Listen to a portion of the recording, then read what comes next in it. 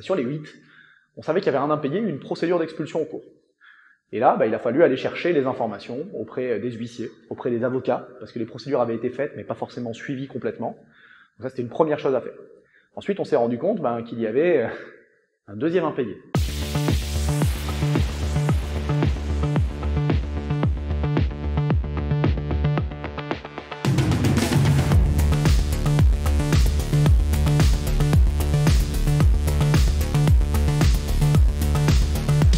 Bonjour à toutes et à tous, bienvenue dans cette nouvelle vidéo. On est sur la chaîne YouTube du Cercle et aujourd'hui je vous emmène dans une immersion, une nouvelle vidéo d'opération.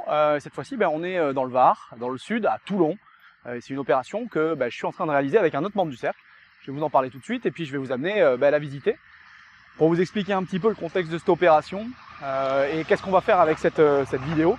On va vous faire un suivi de l'opération, je dirais mois après mois, semaine après semaine, sur le déroulé de cette opération, de son acquisition qui est prévue dans quelques semaines, jusqu'à son débouclage, les reventes progressives, la création de valeur qui est faite. Vous pourrez certainement le comprendre, mais on n'a pas pu publier plus en amont ou tourner plus en amont cette vidéo pour des raisons de travail sur l'opération et de confidentialité sur certains éléments. Mais maintenant que tout est sécurisé, je peux vous partager les éléments. Donc, écoutez, l'immeuble sur lequel on s'est positionné, c'est cet immeuble qui est ici. Donc depuis la gouttière que vous voyez juste à droite, il fait toute la longueur, on est en R+3 plus comble.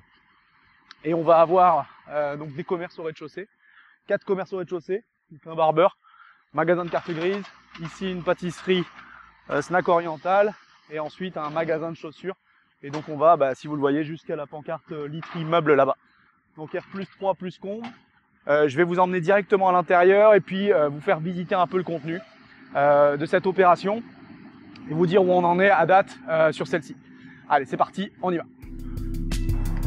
Ok. Donc quand on rentre, on a des parties communes qui sont dans un état moyen. On a une belle cage d'escalier là que vous pouvez voir ici. On aurait potentiellement la place d'y mettre un ascenseur. Donc on a des planchers béton partout, comme je vous le disais, on a des locaux commerciaux au rez-de-chaussée et on a un accès sur une cour commune que je vais vous montrer. Donc un local poubelle et une cour commune dans laquelle on a quelques appentis, caves.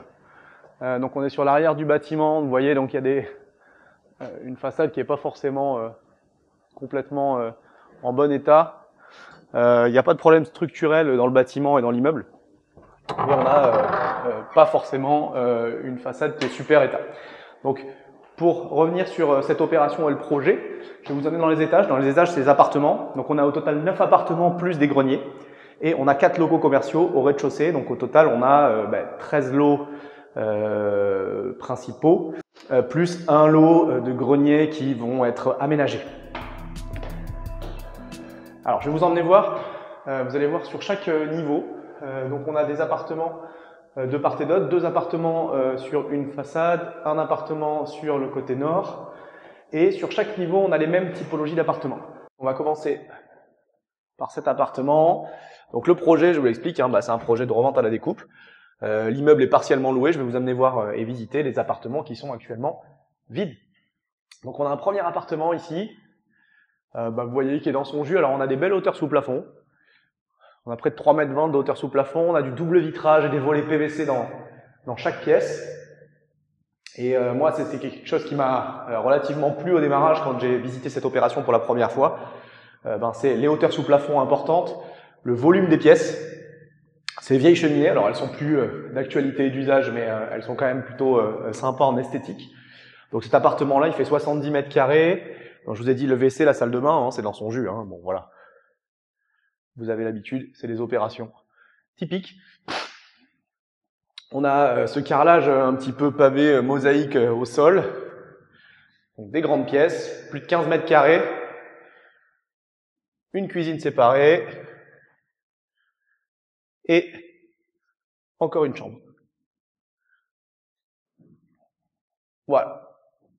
Donc cet appartement, 70 m², actuellement, vous comprenez que c'est un T3. Alors, il y a plusieurs possibilités pour cet appartement-là, soit d'en créer un T4, soit notamment, et c'est ce qu'on est en cours de travail et de commercialisation actuellement, d'ouvrir le mur que vous voyez ici, du salon, qui donnera sur la cuisine, ouvrir la cuisine, et on aura un appartement beaucoup plus, je dirais, moderne, parce qu'en fait, on perdra pas cette partie de couloir qu'on a juste devant. Donc ça, c'est le plan pour cet appartement. Actuellement, il est en cours de commercialisation avec des visites qui se déroulent régulièrement, mais je vais revenir sur le déroulé de l'opération. On a des appartements qui sont loués de part et d'autre, là, sur ce palier. On va monter à l'étage. Je vais vous amener voir, prenons peut-être cet appartement-ci que vous n'avez pas encore vu. Donc là, on est en fait sur des surfaces assez similaires à chaque fois.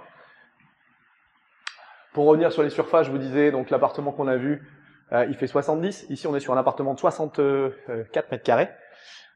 Idem. En fait, chaque appartement dans cet immeuble était déjà avec son propre compteur électrique, son propre compteur d'eau, des lots déjà existants, donc on n'a pas de création de logement. Tous les lots et les logements sont existants. Il y a simplement une découpe. Simplement, entre guillemets, je vais vous expliquer un peu les aléas et la création de valeur sur cette opération.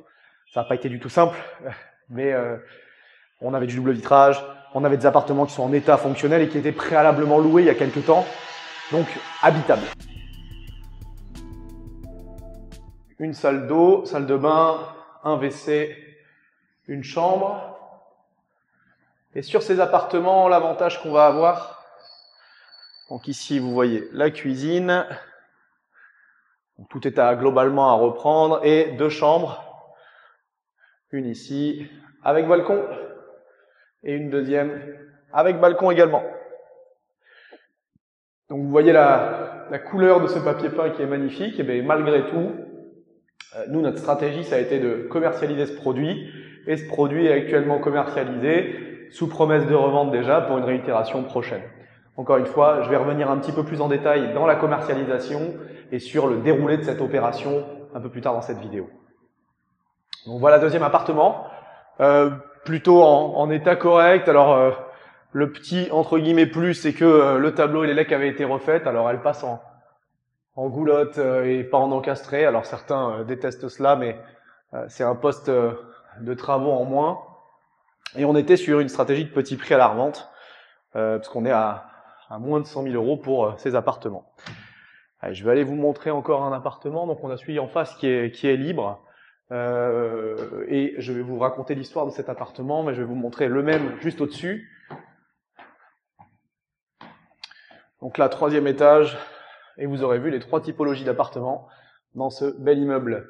Là, on a une entrée qui donne sur une chambre, un grand séjour, sur un balcon, et puis on va avoir une cuisine ici, WC et une salle de bain. Donc là encore, double vitrage partout. L'appartement, clairement, il est, je dirais, habitable. En l'état, on a 58 mètres carrés, alors ça résonne pas mal là, je suis désolé, mais c'est les hauteurs sous plafond qui sont un peu importantes. On va peut-être se mettre dans une pièce où il y a un peu moins de résonance. Dans le couloir, je pense que ça sera mieux, effectivement. Donc cet appartement-là, au démarrage, il était loué quand on s'est positionné, puis finalement, il a été libéré.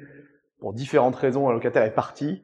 Et si je vous raconte l'histoire de cet appartement-là, c'est qu'il a été potentiellement occupé, ce qu'on peut qualifier de squat. Alors un squat qui n'a pas été jusqu'au bout, dans le sens où ils ne se sont pas installés complètement, et le départ n'a pas été très compliqué à gérer, à faire réaliser, parce qu'en fait, pour tout vous dire, on les a croisés, on leur a demandé de partir simplement, et ça s'est très bien passé, et puis ils sont partis, puis ils sont allés ailleurs.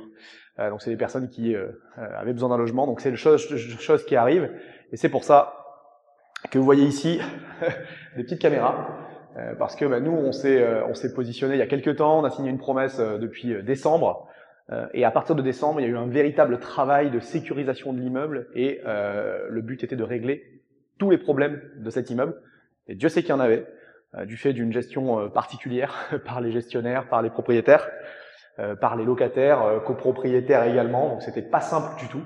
Et ça fait partie du travail du marchand de potentiellement régler ce genre d'issues et de problématiques. Donc là, vous avez vu les 3 types d'appartements. Maintenant, ce que je vais vous emmener voir, ça va être les combles. Comme ça, on va pouvoir voir un peu ce qu'on a projeté sur les combles. Et je vais vous montrer ça tout de suite. Allez, on va monter dans les combles. Donc là, on arrive au 4e niveau. On a toujours un plancher béton, comme vous le voyez. Et on arrive dans des anciens greniers. Donc il y a plein de portes. J'espère que la lumière sera suffisante. On est 2 jours là, mais la lumière sera peut-être pas complète. Vous avez donc des greniers qui font à chaque fois une dizaine de mètres carrés. Il y a 14 greniers plus des grandes parties communes. Donc au total, on a beaucoup de mètres carrés. Je vais essayer de vous amener par ici. Donc on voit les conduits de cheminée. On a pas mal de cloisons non porteuses. On a une belle charpente ici qu'on voit. Alors là-bas, ça va être peut-être un petit peu plus compliqué de voir quelque chose. Je m'excuse d'avance. Bon, c'est le coin des pigeons un petit peu. Tout n'a pas été nettoyé. Je vais vous montrer de l'autre côté. Ces combles qui sont très grands. Pour tout vous dire, ils étaient complètement encombrés lors de ma première et seule visite. Ce qui fait que je pensais même pas qu'il y avait cette surface-là, mais en venant et en travaillant sur l'immeuble, on s'est rendu compte qu'on allait pouvoir valoriser ces combles. Et c'est ce qu'on est en train de faire et de réaliser. Donc voilà, chacun des greniers, une dizaine de mètres carrés. Parce que l'idée, ça va être de déposer... on avait plusieurs idées, pour tout vous dire. La première idée, ça a été de dire on fait des duplex, ou alors on vend ces greniers en plus, parce que ça pourra permettre de faire du stockage, ça pourra permettre aux appartements d'avoir un stockage en plus, mais finalement, je vous les ai montrés tout à l'heure, il y a aussi des appentis dans la cour. Donc la deuxième solution a été de se dire, peut-être que le 3e étage, on pourrait leur donner l'accès au-dessus, et faire de ces appartements des duplex, en créant une trémie et en ouvrant. Et puis finalement, vu que l'accès par les parties communes, vous le voyez, il est assez commode, assez simple, on s'est dit, pourquoi, vous le voyez ici juste là, il y a un vieux Velux à reprendre, mais qu'est-ce qu'on pourrait faire avec cet étage de grenier? Finalement, en travaillant avec Anarchie, on s'est rendu compte qu'il y avait une possibilité de refaire des logements par rapport à ces greniers. On a des colonnes ELEC d'eau, l'assainissement qui arrive très simplement.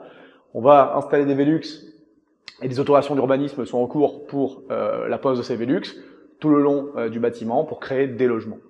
Faire du logement et faire des mètres carrés habitables supplémentaires qui vont être valorisés et qui vont pouvoir être revendus à des acheteurs finaux. Donc ça, c'est l'issue qu'il y aura sur ces greniers ou ces combles. On a, entre guillemets, que du bonus, pour tout vous dire, parce que c'était pas du tout quelque chose qui était au départ prévu et qui a été ajouté. Et puis tant mieux, parce que ça nous permet d'avoir une marge supplémentaire et plus confortable. Alors pour revenir maintenant sur un petit peu l'histoire et l'historique de cette opération, je vous ai dit, on le fera en plusieurs parties. Maintenant qu'on a sécurisé la partie financement, la partie commercialisation, pour vous donner un historique et un retour sur les délais de cette opération, c'est une opération qui a été visitée, détectée et mise sous offre avec un gros délai. Donc en gros, pour vous la faire simple, on a reçu cette propale. Pour le coup, c'était du off-market. C'est rare, on vous parle souvent de on-market, que ça fonctionne très bien, et ça fonctionne très bien. Donc dans ce cas-là, on était sur du off-market. Un agent qui m'a appelé pour me proposer ce bien-là et un autre, il fallait vendre. Donc nous, on s'est positionné. Le prix était intéressant. On vous fera vraiment un bilan des chiffres, parce que je pense que c'est important que vous connaissiez les chiffres.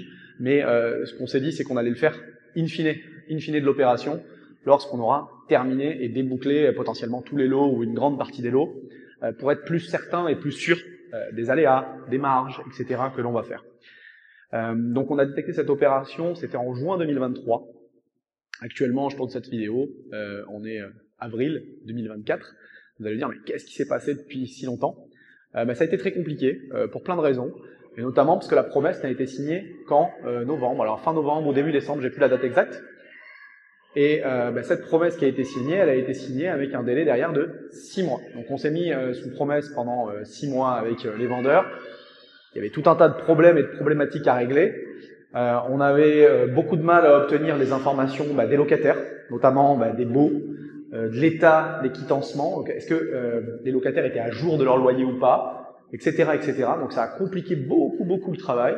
Et on a fini par avoir les informations, et les informations étant reçues, on a pu se positionner derrière sur la promesse, la signer et avancer. Une fois que cette promesse a été signée, nous on a pu travailler l'immeuble. Donc travailler l'immeuble, ça va consister en quoi? Eh bien dans un immeuble comme celui-ci, qui est en monopropriété, il y a tout un tas de choses à régler comme problématiques.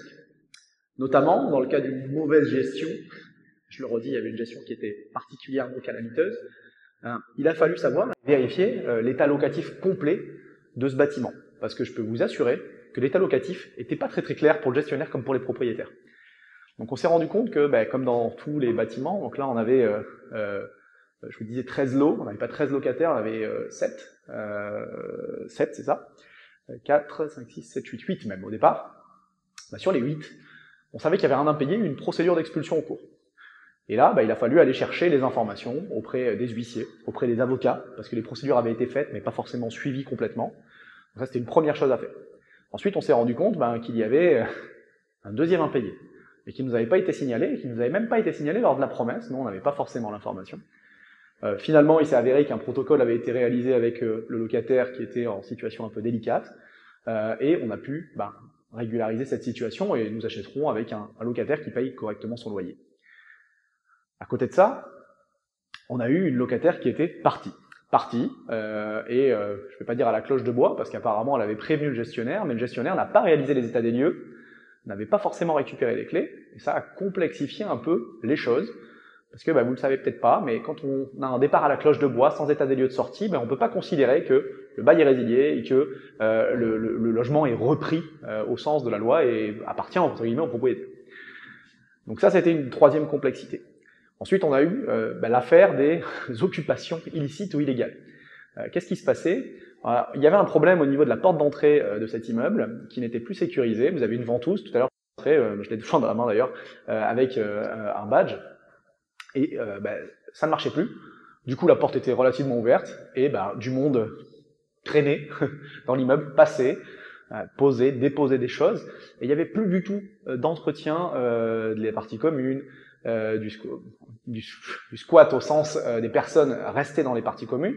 Et ça a incommodé le locataire, ça a incommodé beaucoup de monde. C'est ce qui a aussi contribué à la mauvaise image de cet immeuble et au prix que nous avons pu l'obtenir. En plus de ça, il y a eu véritablement un appartement qui a été occupé, puis un second qui a été occupé. Donc nous, je vais vous le montrer là, on a installé un système d'alarme. Hop, voilà, ici. Donc un système d'alarme avec des alarmes volumétriques, des détecteurs d'ouverture et des alarmes de présence, comme vous voyez juste ici. Donc il a fallu sécuriser tout l'immeuble. Tout cela, je vous le rappelle, uniquement au stade de la promesse. Donc on avait, au niveau de la promesse, aucune condition de financement. Je dis une bêtise, on avait une condition de financement, pardon, mais on était quasiment certain de l'avoir parce qu'on avait plusieurs pistes qui validaient les financements. On avait 6 mois de délai pour réitérer, on avait l'autorisation de commercialiser, l'autorisation de faire venir des devis, de travailler sur l'immeuble, de commercialiser l'immeuble. Donc nous, ce qu'on a fait, je vous ai dit, sécurisation de l'immeuble, gestion locative. Ensuite, on a fait le relevé complet par le géomètre de tout l'immeuble. Pour faire le relevé complet, il fallait avoir accès à tout, y compris aux caves. Et ça a été un problème supplémentaire parce qu'on ne savait pas du tout où étaient les clés des caves. Donc on a pris à notre charge le fait de ouvrir les caves, les serrures, etc., de changer les serrures, de remettre des barrières en place pour pouvoir avoir accès à toutes les caves. Il en a été de même au niveau des greniers. Et il a fallu élucider les baux qui étaient avec des greniers ou pas de greniers. Ça a été un sacré travail aussi. Et finalement, on a réussi à ouvrir tous les greniers et à faire les relevés. Il faut savoir que je vous disais, on avait une personne qui était en procédure d'impayé, en phase d'expulsion. Cette personne a refusé d'ouvrir la porte de son appartement au diagnostiqueur, au géomètre, etc., etc. Donc on s'est retrouvé avec un lot à peu près calculé, étant donné qu'on savait que c'était globalement les mêmes d'étage en étage, mais quelque chose qui n'était pas complètement certain. On n'a pas pu voir l'état de l'appartement, et ça représente quand même 58 mètres carrés, donc une surface sur les 800 mètres carrés qu'on a sur l'immeuble, une petite surface là-dedans. On a un deuxième appartement où la personne n'avait pas voulu laisser rentrer le diagnostiqueur, finalement elle a laissé rentrer le géomètre, mais c'est des complexités supplémentaires. Ensuite, on s'est rendu compte, en fait, avec le temps qui passait, que cette locataire indélicate avait quitté les lieux. Donc on a pu récupérer les lieux. J'essaierai de vous mettre quelques photos, potentiellement un extrait vidéo de l'appartement, mais cette personne subissait ou était victime, alors je sais pas, ou malade en tout cas, et elle avait un syndrome de Diogène. Alors pour ceux qui ne connaissent pas un syndrome de Diogène, c'est le fait d'accumuler, donc c'est comme dans un appartement comme ça, des déchets, des détritus et toutes sortes de choses au sein de son appartement. Pour vous donner un ordre d'idée, il devait y avoir 30 à 40 cm de détritus dans l'appartement. Et forcément, on se retrouvait avec dans les parties communes, et on ne savait pas d'où ça venait forcément, des nuisibles, cafards, blattes, etc., etc. Donc il a fallu faire débarrasser. Alors ça, pour le coup, ça a été pris en charge par les propriétaires. Et ensuite désinsectiser, nettoyer, évacuer l'intégralité de cet appartement et également des parties communes. Donc ça a été un travail supplémentaire parce qu'en fait, les propriétaires avaient au préalable perdu des locataires du fait de ces cafards blattes qu'ils ne savaient pas d'où ils venaient, etc. Et on s'en est rendu compte par le biais de cette expulsion. Ensuite, on s'est rendu compte aussi que les greniers étaient très encombrés, je vous l'ai dit, donc il a fallu faire les débarrassages à notre charge, à nos frais, de l'intégralité des greniers. Il y avait 4 personnes qui sont venues sur 2 journées complètes pour pouvoir débarrasser l'intégralité de ces greniers et voir ce potentiel de valorisation derrière. Donc vous voyez déjà un petit peu toutes les problématiques qu'on a eues sur cet immeuble. Donc ça s'est passé entre le mois de décembre et le mois d'avril. Il faut rajouter quelque chose qui était quand même assez, je vais vous le dire, stressant de mon côté. J'ai changé un peu d'endroit, comme ça on changera un peu le fond de cette vidéo. Eh bien, ça a été une demande de visite par le service de la métropole. On est sur la métropole de Toulon, c'est une ville qui est carencée en logements sociaux. Et puis, quand ils ont vu passer cet immeuble, 13 lots, avec un autre immeuble, un petit peu dans une ville pas très très loin, ils se sont dit, ça nous intéresse. Et il y a eu de l'intérêt par des bailleurs sociaux et par la métropole de préempter cet immeuble et ça nous a complètement, je vous le dis, bloqué. Ça a bloqué la commercialisation, mais parce que quand vous vous retrouvez avec une potentielle préemption, l'agent qui travaille avec vous, aussi sympa qu'il soit, et même vous, vous vous dites tout le travail que je vais continuer à engager dans cet immeuble et dans cette opération, peut-être qu'il va être réduit à néant dans 3 semaines quand on va se faire préempter. Donc on a eu un document qui nous indiquait qu'il y avait des visites, les visites de la ville, les visites du bailleur social qui devait prendre l'immeuble ont été faites, et puis finalement on a eu un retour qui a été non négatif, on va pas y aller, bien trop cher pour nous, bien partiellement loué, beaucoup de problèmes parce que tout n'était pas encore réglé à cette époque-là, et donc ils ont refusé de préempter. Mais pour vous dire, sur les 6 mois de compromis qu'on avait, on a perdu 1 mois et demi avec cela. Ensuite, vous aviez les vacances de Noël, vous perdez encore 15 jours. Donc on a perdu 2 mois de commercialisation, 2 mois de travail. On avait partiellement toutes les infos au mois de décembre, donc le mois de décembre n'a pas commercialisé. Et donc on s'est retrouvé à pouvoir vraiment, véritablement débuter la commercialisation entre février, de mi-février jusqu'à aujourd'hui. Alors à date, on en est où? Eh bien, je vous ai montré les appartements vides. On a réussi à trouver un acquéreur qui s'est positionné sur les 4 locaux commerciaux d'un coup, sans condition de suspensive, à un prix intéressant. Il achète pour un investissement, donc les loyers sont payés régulièrement, pas de souci là-dessus, des baux 3, 6, 9 assez classiques. Donc on a un acquéreur pour les locaux commerciaux. Ensuite, on a réussi à trouver 3 autres acquéreurs. Un acquéreur pour cet appartement-ci, un acquéreur pour le même appartement mais à l'étage au-dessus, au 3e étage, et un acquéreur pour le 3e étage que vous avez vu tout à l'heure, 3e étage gauche. Et on a encore en cours de visite, parce que on a beaucoup d'appels. On vend à la fois par le biais d'une agence qui a installé ses panneaux pour commercialiser, et par nous-mêmes, parce que on a le potentiel de vendre des appartements loués, des appartements vides. Et puis l'agent immobilier, on n'avait pas d'exclusivité directe, on l'a eu au démarrage, mais finalement on est passé aussi en direct. Donc ils nous ont vendu 2. Les locaux commerciaux, on a été en direct, et un appartement qui est en cours et en direct. Ensuite, il a fait pas mal de visites et on continue les visites. L'idée, c'est de valider un maximum de promesses parce que actuellement, les banques, les financeurs recherchent de la pré-commercialisation sur des ensembles immobiliers comme cela pour valider et rassurer sur les prix. Rassurer sur les prix, le taux de commercialisation qui est demandé, il va être de l'ordre de 25 à 40%. Donc, je peux vous assurer que si vous n'avez pas de taux de commercialisation, que vous n'avez pas des délais pour commercialiser, que vous n'avez pas des actions et des stratégies fortes qui sont mises en place, ça va être très compliqué. Donc anticipez cela. Donc nous on les a, on va être entre 50 et 60% de commercialisation quasiment là dans une semaine.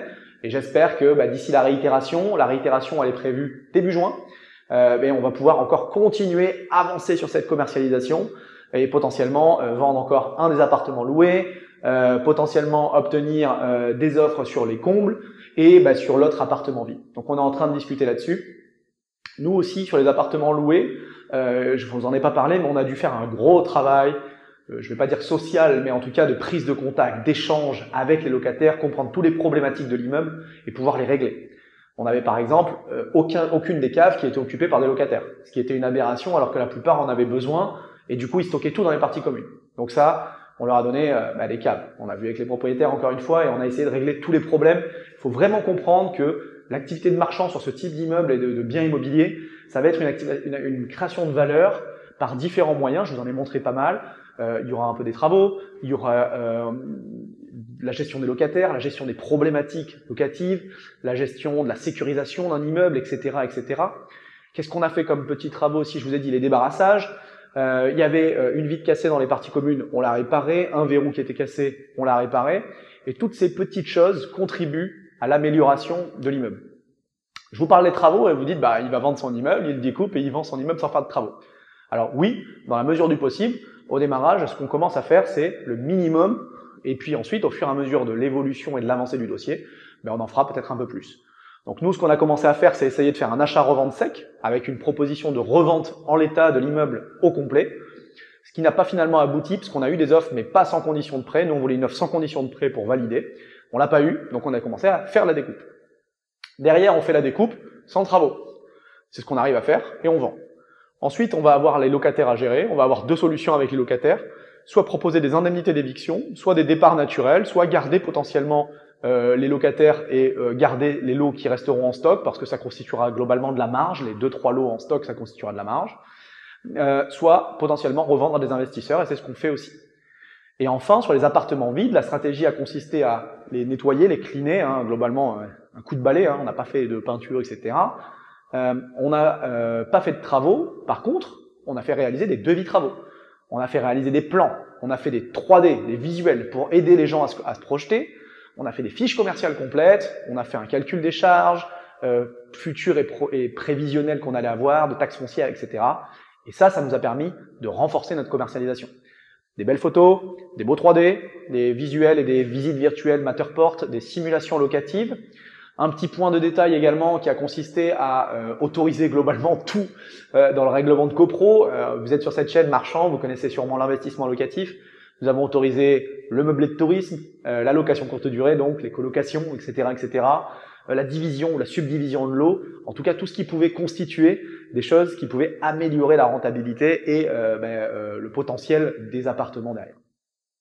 Donc voilà un peu pour avoir fait le tour dans cette première vidéo de l'opération et de la création de valeur qu'on a mis. Donc je vous le redis, l'achat d'un immeuble en monopropriété et d'une revente à la découpe n'est pas un simple passage de géomètre et on revend. Il y a beaucoup de problématiques à gérer. Dans celui-là, il y en a eu beaucoup plus que prévu, entre les squats, les diogènes, la sécurisation de l'immeuble, les petits travaux, les difficultés avec les propriétaires, la préemption, etc. Je peux vous garantir que j'ai perdu quelques cheveux sur cette opération. J'en avais déjà pas beaucoup, mais ça continue. En tout cas, on avance bien. Je vous parlerai dans une prochaine vidéo de l'évolution de la signature. Je pense que la prochaine vidéo se déroulera aux alentours des moments de la signature. Parce que on va, je vous l'ai dit, réitérer début juin, passer derrière les reventes de nos lots entre la mi-juin et la fin juin pour pouvoir être plus serein sur la partie financement, etc. Et je vous parlerai dans cette seconde vidéo du financement, des modalités de financement pour cette opération, de comment c'est structuré, quel a été l'apport nécessaire pour cette opération et les stratégies qui nous ont permis d'améliorer nos conditions de financement, les différentes discussions qu'on a eues avec nos partenaires bancaires. Écoutez, j'espère que cette vidéo vous a plu, vous a intéressé. C'est le concret d'une opération de marchand de biens sur laquelle rien ne s'est passé comme prévu, mais comme d'habitude. C'est toujours une certaine aventure, mais c'est aussi ce qui fait l'attrait de cette activité. J'espère que vous avez apprécié cette vidéo. Si vous avez des questions, n'hésitez pas à les mettre en commentaire. Peut-être que certains petits malins trouveront l'adresse de cet immeuble, trouveront peut-être même les annonces encore en cours de commercialisation. En tout cas, on est en cours, on avance, on charbonne. Et si vous voulez vous aussi devenir marchand de biens, avancer, vous lancer dans l'activité de marchand de biens ou accélérer votre activité, contactez-nous, vous avez les liens autour de cette vidéo. On se fera un plaisir de vous y accompagner avec le cercle des marchands de biens. À très bientôt sur la prochaine vidéo YouTube. N'oubliez pas de vous abonner, le pouce, le like, tout ça, vous connaissez. On repartage à des amis.